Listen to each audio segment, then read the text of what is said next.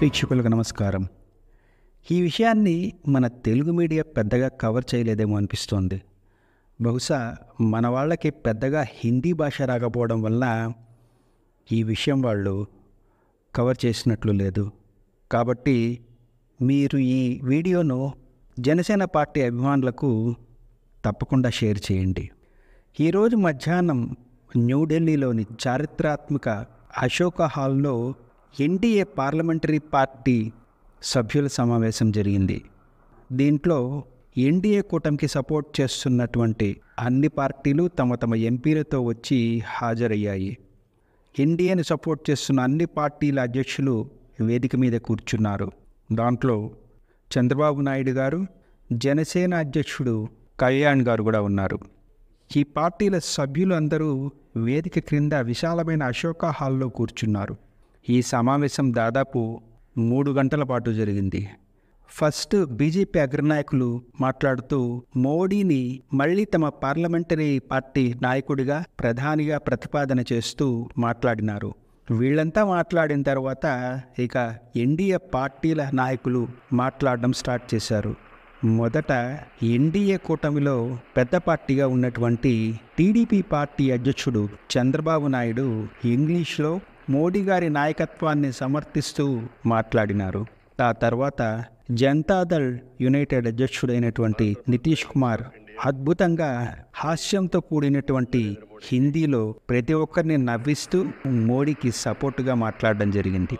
ఆ తర్వాత ఒక్కొక్కటిగా అన్ని పార్టీల నాయకులు కూడా మాట్లాడినారు.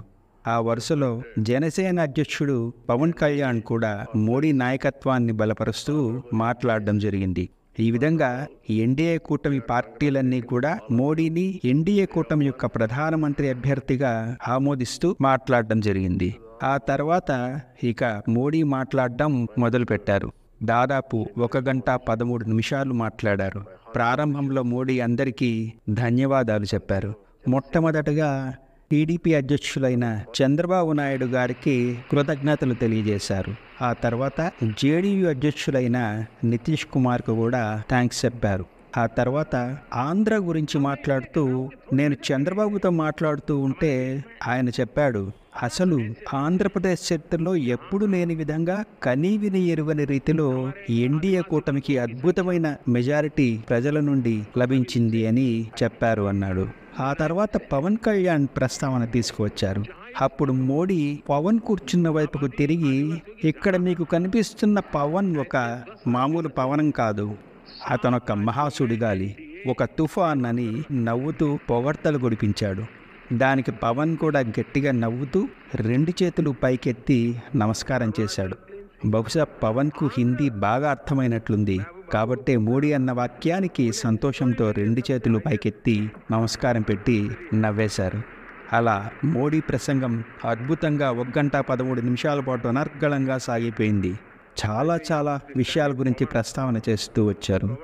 ఆ ప్రసంగం అయ్యాక మొట్టమొదట చంద్రబాబు మరియు కళ్యాణ్ మోడీ దగ్గరకు వచ్చి మోడీకి పట్టుశాలువా కప్పి ఆయన చేతికి తిరుపతి వెంకటేశ్వర స్వామి వారి లడ్డూ ప్రసాదం ఒక ధవళ వస్త్రంలో చుట్టి అందించారు.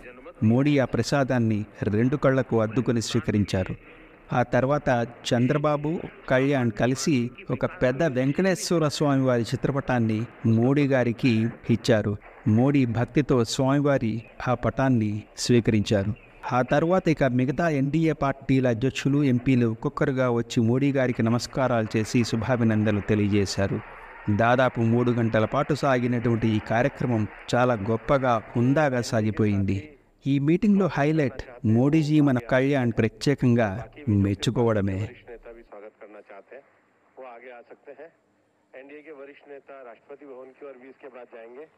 तो एनडीए के साथ ही तमिल लड्डू देवनाथ, हाँ जाओ जाओ।